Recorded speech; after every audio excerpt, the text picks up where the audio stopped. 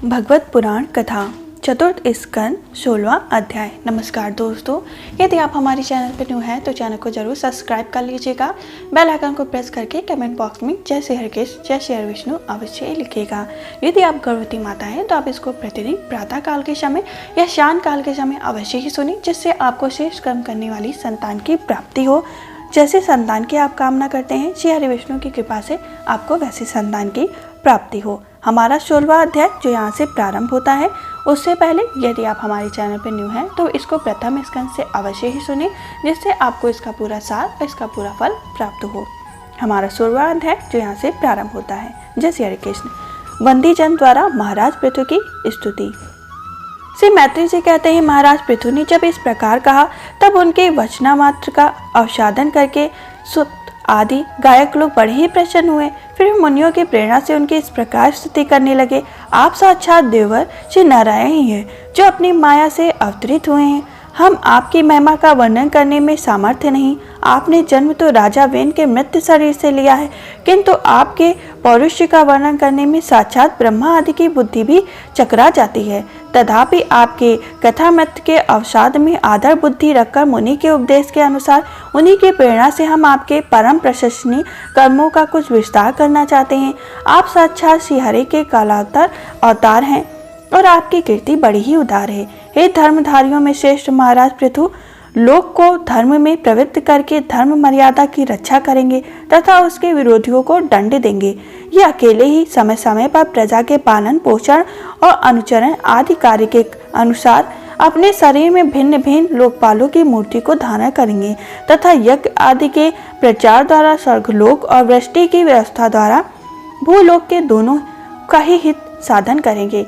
ये सूर्य के समान अलौकिक महा प्रतापवान और समदर्शी होंगे। जिस प्रकार सूर्य देवता 8 महीने तपे रहकर जल खींचते हैं और वर्षा ऋतु में उसे उड़ेल देते हैं, उसी प्रकार ये करके आदि द्वारा कभी धन संचय करेंगे और कभी उसका प्रजा के हित के लिए व्यय कर डालेंगे। ये बड़े दयालु होंगे। यदि कभी कोई दीन पुरुष इनके मस्तक पर पैर भी रख देगा तो भी ये पृथ्वी के समान उसके इस अनुचित व्यवहारों को सदा सहन करेंगे। कभी वर्षा न होगी और प्रजा के प्राण संकट में पड़ जाएंगे तो ये राजवेशधारी श्रीहरि इंद्र की भांति जल वर्षा कर अनायास ही उसकी रक्षा कर लेंगे। ये अपने अमृत में मुख चंद की मनोहर मुस्कान और प्रेम भरी चितवन से संपूर्ण लोगों को आनंद मग्न कर देंगे। इनकी गति को कोई समझ न सकेगा।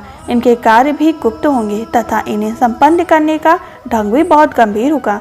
इनका धन सदा सुरक्षित रहेगा। ये अनंत महात्मा और गुणों के एकमात्र आश्रय होंगे। इस प्रकार यशस्वी पृथु साक्षात वरुण के ही समान होंगे। महाराज पृथु वेन रूपी अरुण के मंथन से प्रकट हुए हैं।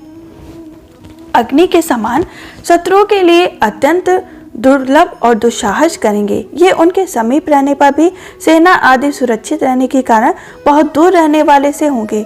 शत्रु कभी इन्हें हरा न सकेंगे। जिस प्रकार प्राणियों के भीतर रहने वाला प्राण रूप सूत शरीर के भीतर बाहर के समस्त व्यापारों को देखते रहने पर भी उदासीन रहता है, उसी प्रकार ये गुप्तचरों के द्वारा प्राणियों के गुप्त और प्रकट सभी प्रकार के व्यापार देखते हुए भी अपनी निंदा और स्तुति आदि के प्रति उदासीन वत रहेंगे।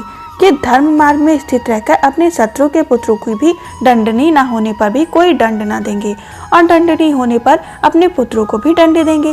भगवान सूर्य मान पर्वत तक जितने प्रदेश को अपनी किरणों से प्रकाशित करते हैं, उसी संपूर्ण क्षेत्र में इनका निष्कपट राज्य रहेगा।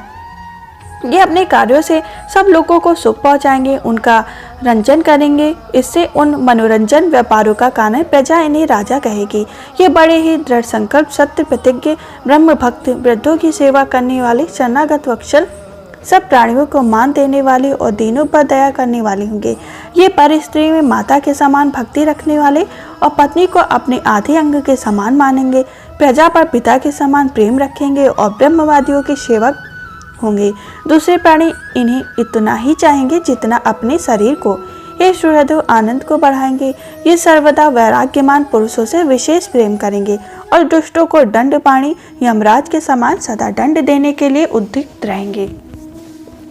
तीनों गुणों के अधिष्ठा और निर्विकार साक्षात श्री नारायण ने ही इनके रूप में अपने अंश से अवतार लिया है। जिनमें पंडित लोग अविद्यावश प्रतीत होने वाले इस नाना तत्व को मिथ्या ही समझते हैं। ये आदित्य वीर और एकत्व सम्राट होकर अकेले ही उदय चल पर्वत पर समस्त भूमंडल की रक्षा करेंगे तथा अपने जयशील रथ पर चढ़कर धनुष हाथ में लिए सूर्य के समान सर्वस्त्र प्रदक्षिणा करेंगे। उस समय जहाँ तहाँ सभी लोकपाल और पृथ्वीपाल इन्हें भेंट समर्पण करेंगे। इनकी स्त्रियां इनका गुणगान करेंगी और इनकी आदिराज को साक्षात श्री हरि ही समझेंगी। ये प्रजापालक राजाधिराज होकर प्रजा के जीवन निर्वाह के लिए गुरु रूप धारणी पृथ्वी का दोहन करेंगे। इनके समान अपने धनुष के कानों में बातों की बात में पर्वत की तोड़फोड़ पृथ्वी की समतल कर देंगे।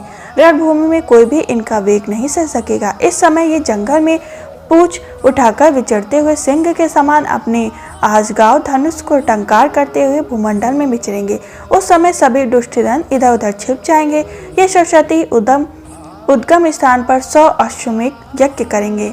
तब अंतिम यज्ञ अनुष्ठान के समय इनके घोड़े को हराकर ले जाएंगे। अपने महल के बगीचे में इनकी एक बार भगवान संत कुमार से भेंट होगी। अकेले ही उनकी भक्ति पूर्वक सेवा करके ये उस निर्मल ज्ञान को प्राप्त करेंगे जिससे परम ब्रह्म की प्राप्ति होती है। इस प्रकार जब इनके पराक्रम जनता के सामने आ जाएंगे तब ये महापराक्रमी महाराज जहाँ तहाँ अपने चरित्र की ही चर्चा सुनेंगे।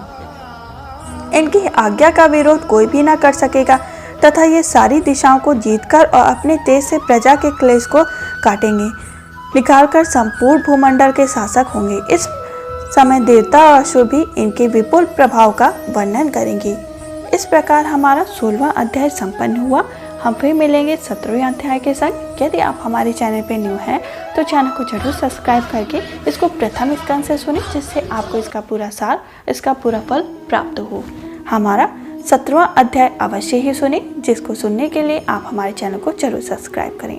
जय श्री हरि कृष्ण।